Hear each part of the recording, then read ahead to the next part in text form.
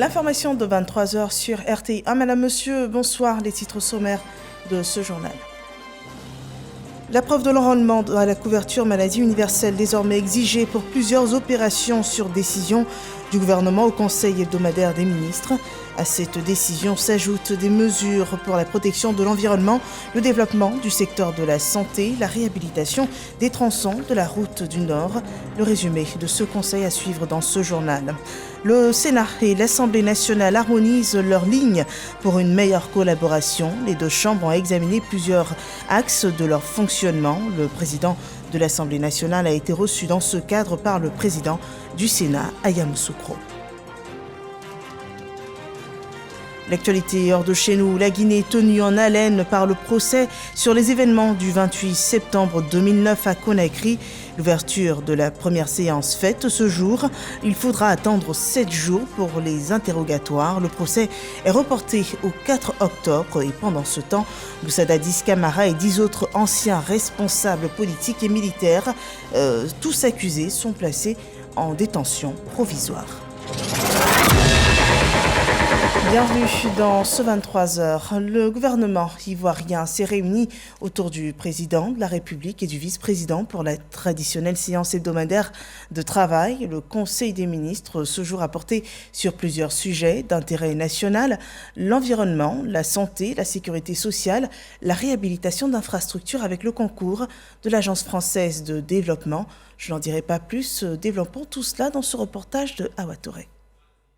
Le Conseil des ministres, ce mercredi 28 septembre 2022, présidé par le chef de l'État, le président de la République Alassane Ouattara, a décidé, dans le cadre des politiques de gestion optimale des finances publiques, de la mise en place d'un livre de procédure des recettes non fiscales. Ce projet de loi vise à maîtriser le champ des recettes non fiscales ainsi que l'ensemble des recettes qui viennent en complément des budgets de fonctionnement alloués aux différents services publics. Et cela aux fins d'en assurer l'adaptabilité et la continuité.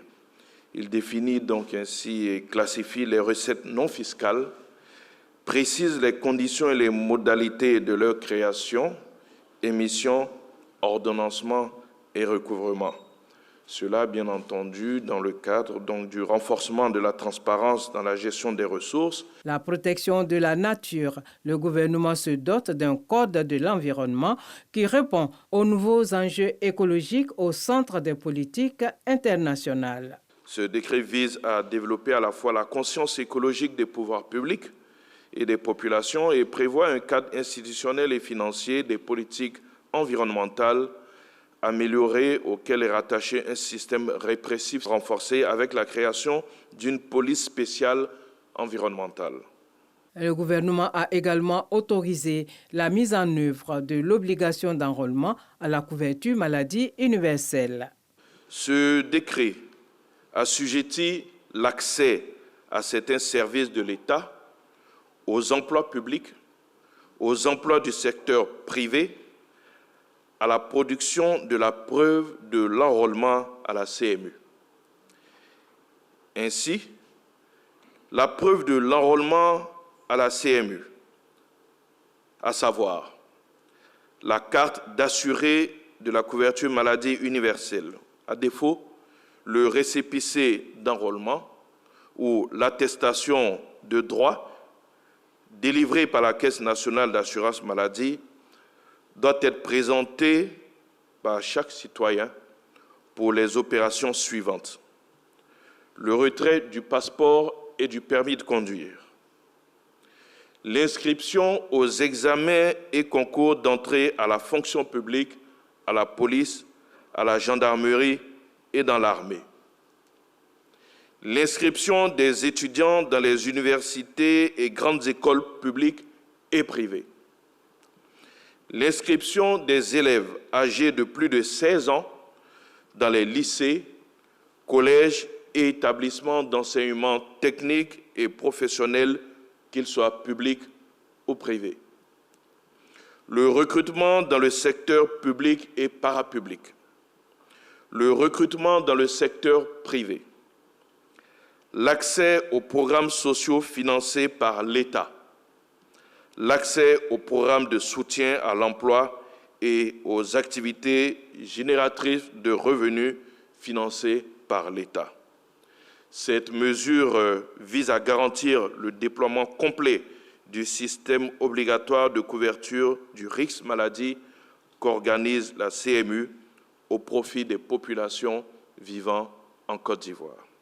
La lutte contre le cancer du sein, le lancement des activités Octobre Rose, c'est pour le 6 octobre 2022. Autour du thème « Les résultats obtenus par le CNRAO dans la prise en charge du cancer du sein de 2018 à 2022 ». Ce thème appelle les professionnels de la santé, les pouvoirs publics, le secteur privé et la société civile à s'investir davantage dans la lutte contre le cancer du sein, qui demeure le cancer le plus mortel chez la femme, et les invite à soutenir le CNRAO, dont les résultats sont plus que probants. Dans cette dynamique, le Premier ministre procédera, à l'occasion donc du lancement des activités d'Octobre Rose, à la pose de la première pierre du centre de nutrition en cancérologie du CNRAO, offert par la Fondation CIFCA, en vue de développer davantage les soins d'accompagnement initiés par le centre dans le domaine de la nutrition. Le Conseil des ministres a aussi adopté une politique nationale de sécurité sociale. Ce document de politique nationale de sécurité sociale du gouvernement est articulé autour du renforcement de l'inclusion, de la solidarité nationale et de l'action sociale telle que prévue par le PND 2021-2025.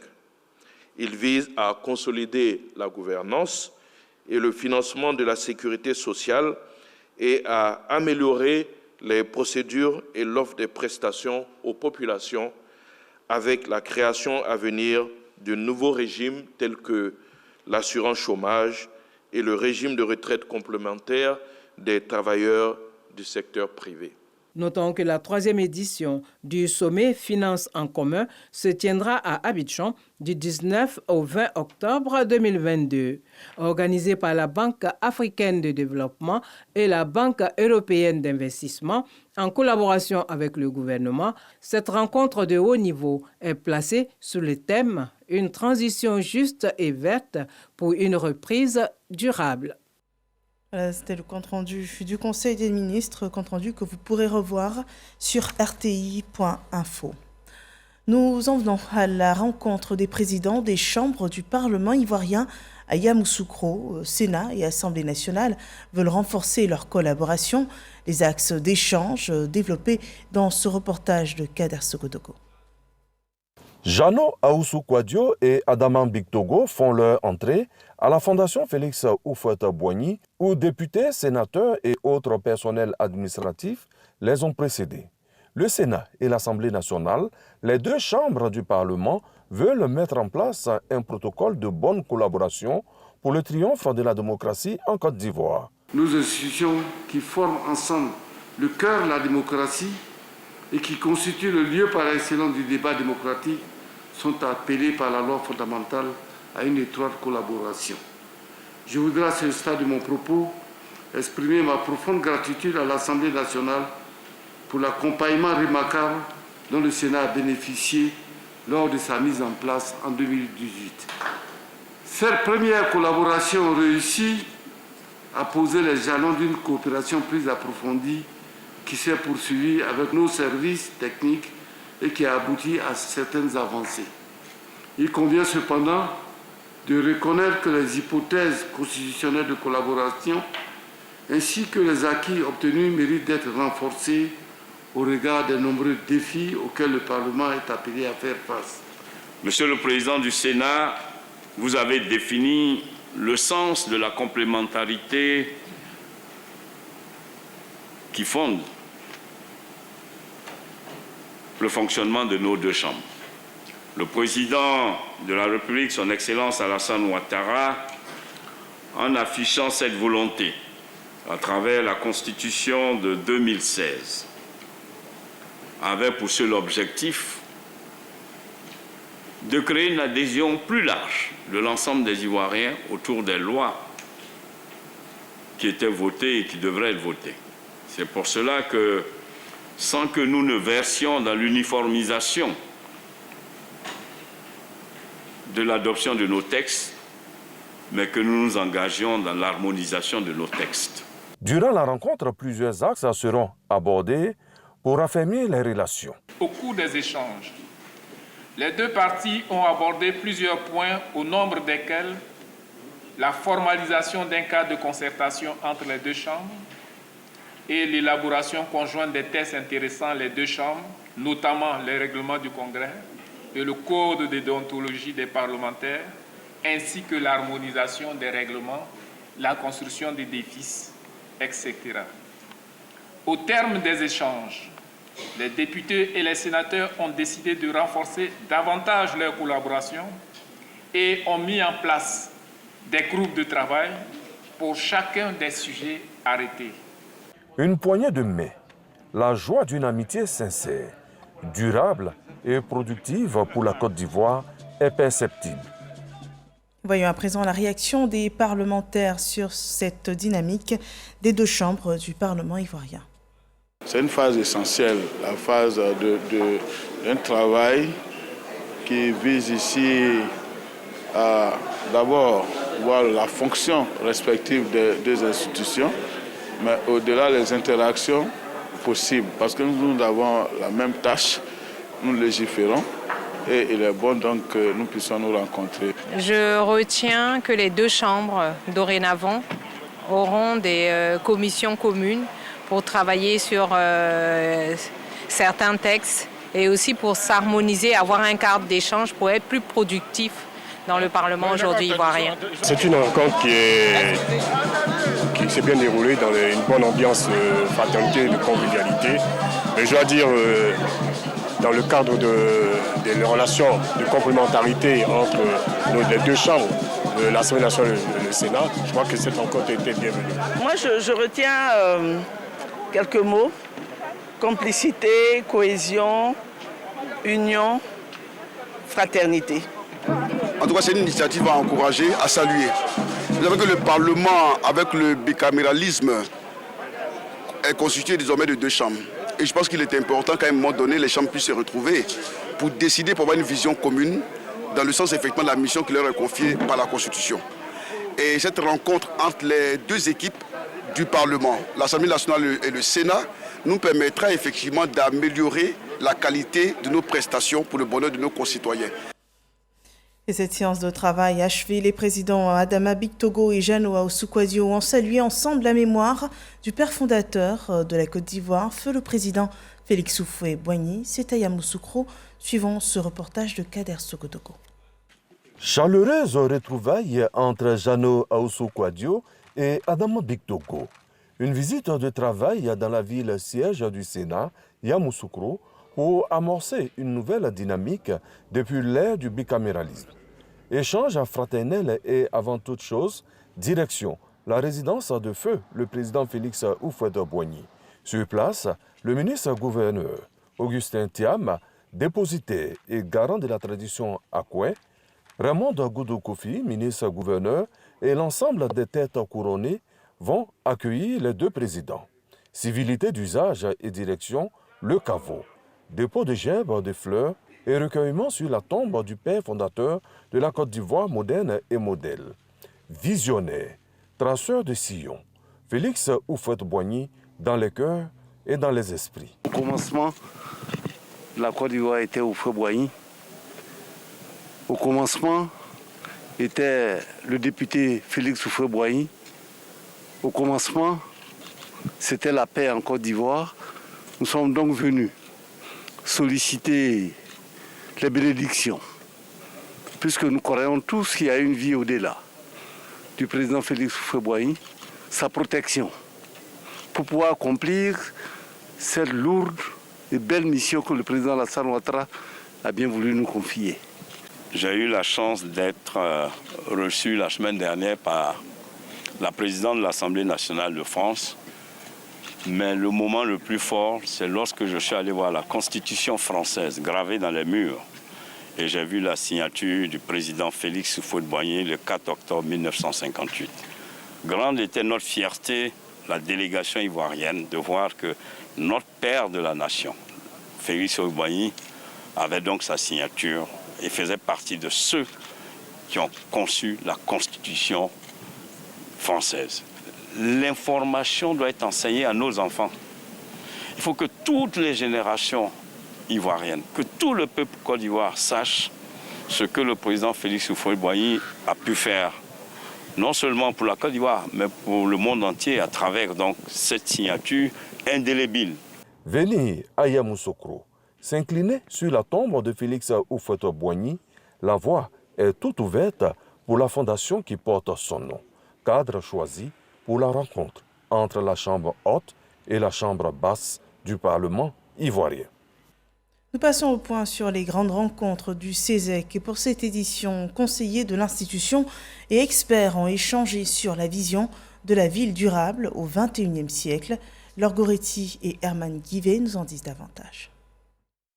Comprendre la possibilité de repenser les villes ivoiriennes pour en faire des villes durables, c'est l'objectif de cette rencontre du Conseil économique, social, environnemental et culturel, le CESEC, à travers sa tribune, les grandes rencontres du CESEC.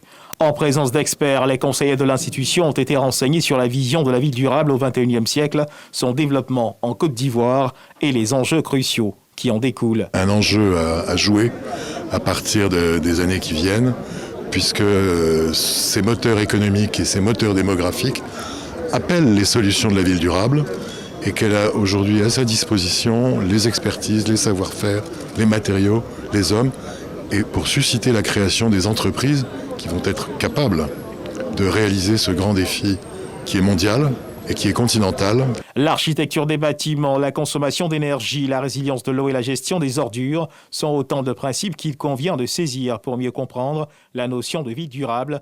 Pour Jana Kawele, président de l'institution, cet exercice permettra au CESEC de faire des propositions au gouvernement. L'environnement est l'une des thématiques de notre mission de Conseil économique, social et environnemental. Donc nous avons voulu cette conférence pour nous enrichir davantage et échanger sur tous ces points et nous-mêmes faire notre propre réflexion à partir de ce que nous avons appris, à le fait de nous permettre de donner des avis pertinents au pouvoir exécutif. La Côte d'Ivoire, avec un taux d'urbanisation de 51%, possède l'un des taux d'urbanisation les plus élevés de la sous-région ouest-africaine. Pour relever les défis que renferme l'urbanisation rapide, la Côte d'Ivoire s'est déjà dotée d'un cadre juridique et réglementaire au niveau national et s'est engagée au niveau international.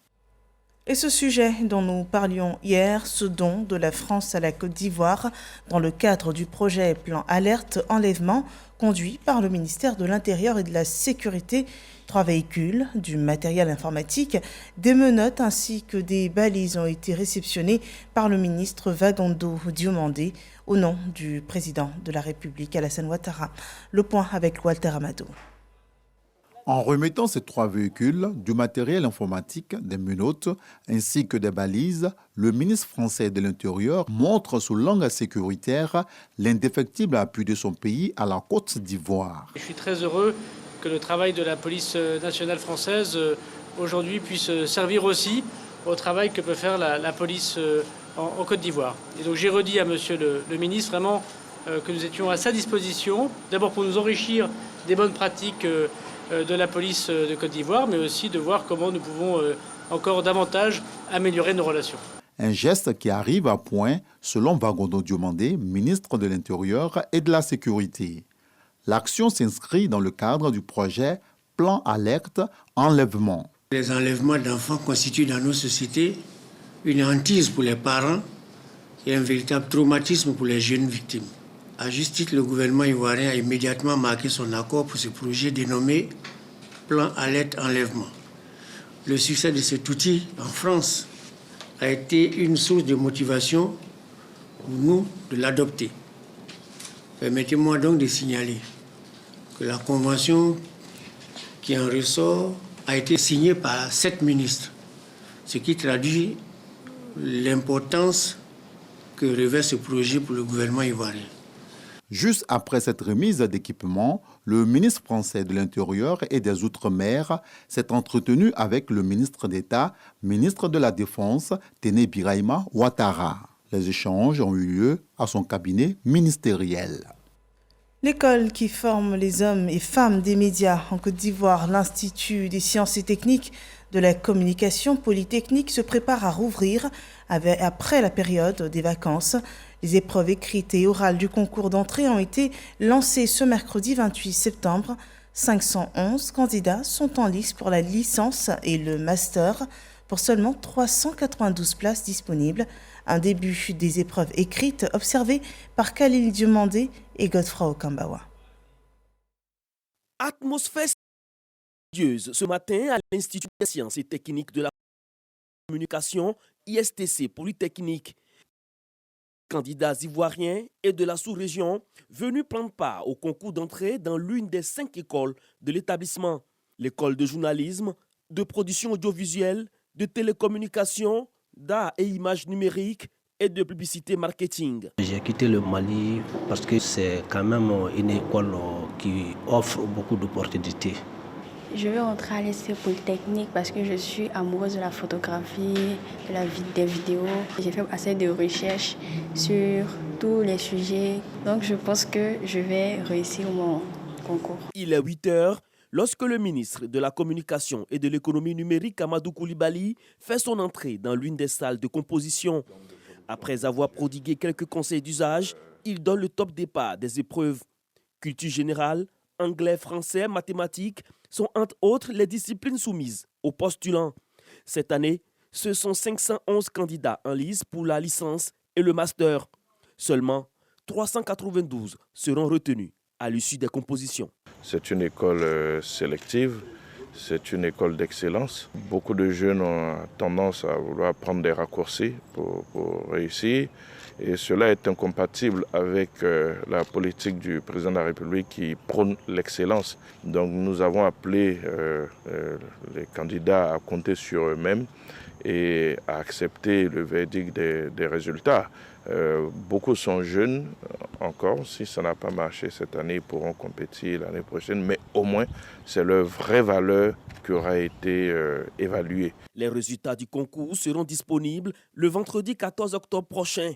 La rentrée universitaire, quant à elle, est prévue pour le 4 novembre 2022. Dans la commune de Yopougon, le conseil municipal contribue à scolariser les enfants des familles démunies. Au moins 5000 prises en charge scolaires ont été remises aux élèves. Sont ciblés les élèves du secondaire, selon ce reportage de Frédéric Oulaï, commenté par Jean-Marc Djadji. Esplanade de la mairie de Yopougon. Innocent et Inès sont aux anges. Ils témoignent de l'apport des prises en charge scolaires du conseil municipal. Ces jeunes en ont déjà bénéficié les années précédentes. Elle est d'une grande aide aux familles et aux parents qui financièrement sont instables. Monsieur le ministre maire, au travers de ma modeste personne, bon nombre d'élèves et étudiants vous remercient. Aujourd'hui encore, à l'instar de ces 2 bénéficiaires, 5000 élèves verront leurs études entièrement financées par la mairie de Yopougon. Ils reçoivent des chèques des mains du premier magistrat de la commune. Un geste de soulagement pour ces élèves. Cette prise en charge, ça va me permettre de m'inscrire à l'école et de poursuivre mes études. Ça soulage la famille parce que ça va réduire la scolarité. Et grâce à la monsieur le maire, beaucoup d'enfants aujourd'hui seront scolarisés grâce à la prise en charge. Quand on regarde dans nos associations, la famille la plus démunie, nous lui donnons cette prise en charge. Ça permet à son enfant d'aller à l'école. Donc c'est une grande joie pour nous. Nous lui donnons merci au premier magistrat de Yopougon. Initiée en 2012 pour accompagner les familles à faible revenu, cette 10e édition de la remise des prises en charge aux élèves traduit la solidarité du gouvernement. Le maire Gilbert Koné Kafana entend faire de Yopougon le réservoir des compétences et de l'excellence. Apprendre à aller aussi loin que possible dans les études, c'est se munir des armes pour conduire sa vie et surtout pour contribuer à l'épanouissement de notre pays, au progrès de notre pays. L'engagement du chef de l'État c'est de faire donc de ce pays un pays émergent. Et on ne peut émerger sans des enfants bien éduqués, des hommes et des femmes bien formés. À ce jour, ce sont plus de 50 000 élèves des établissements semi-privés et privés qui ont pu bénéficier des faveurs du conseil municipal de Yopougon. À Bingourou, le gouverneur Pascal Abinan plaide pour une réhabilitation complète du centre hospitalier régional. Pascal Kwaku Abinan a exprimé son désarroi face à la vétusté des équipements et au manque de personnel dans ce centre de santé. Il lance un SOS à l'État de Côte d'Ivoire dans ce reportage de Herman Yamia. Le ministre gouverneur du district autonome de la Comoé au centre hospitalier régional d'Abengourou, Pascal Kwaku Abinan, accompagné d'une forte délégation, est venu s'enquérir des conditions de travail du personnel médical et les conditions de prise en charge des malades. C'est par la maternité de l'hôpital qu'il a commencé cette visite. Premier constat, les problèmes d'étanchéité dont souffrent les différents bâtiments. Avec cette saison pluvieuse, personnel médical et malade rencontrent d'énormes difficultés à cause de l'eau qui coule dans pratiquement tous les bâtiments. Un tour au bloc opératoire et c'est la désolation. Quasiment tout le matériel de travail est vétuste et certains même sont inutilisables. On fait l'effort de travailler dans ces conditions difficiles parce qu'on a l'étanchéité du plafond qui a bien. On a les cialétiques qui sont pratiquement défaillants. Voilà. La table d'anesthésie aussi est élevée. Malgré toutes ces difficultés, le personnel médical s'emploie chaque jour à sauver des vies. Dans les deux blocs opératoires pratiquement dégarnis, ce sont environ 1000 opérations qui sont effectuées chaque année. À côté du bloc opératoire se trouve un bâtiment flambant neuf. Construit il y a à peine un an, il a été équipé de matériel ultramoderne de radiologie, notamment des scanners et des mammographes. Malheureusement, le personnel qualifié n'a pas été affecté pour l'utilisation des équipements. Conséquence, depuis près d'un an qu'ils ont été installés, aucun appareil n'a encore servi. Il faut un radiologue pour l'échographie. Le même radiologue ne peut pas faire la navette entre le scanner et l'écho. Même le cabinet dentaire n'est pas épargné. Ici encore, les équipements datent d'une vingtaine d'années, rendant ainsi difficile leur utilisation. Après avoir sillonné tous les services, le ministre-gouverneur Pascal Kwaku Abinan s'est dit peiné par ce qu'il a vu. Un appareil tout nouveau qui est là et qui n'est pas exploité parce qu'il n'y a pas quelqu'un qui est affecté à cet appareil. Ce que je regrette, dans un centre comme celui-ci, il y a des problèmes d'étanchéité. C'est pas normal. À l'issue de cette visite, l'ex-président du conseil régional de l'Indéné-Guablin a promis se faire l'avocat auprès des autorités compétentes afin qu'une solution rapide soit trouvée au CHR d'Abengourou. Nous parlons de culture. À présent, la ministre Françoise Remarque est au Mexique pour participer à la conférence mondiale sur la culture dénommée Mondial Culte 2022. La ministre s'est rendue au Musée national d'anthropologie de Mexico, le plus ancien et le plus grand du continent américain. Elle a pu s'inspirer du modèle de restauration des œuvres de cette institution et veut s'inspirer de ce modèle ici en Côte d'Ivoire. Le point de cette visite avec Mamadou Kwesi.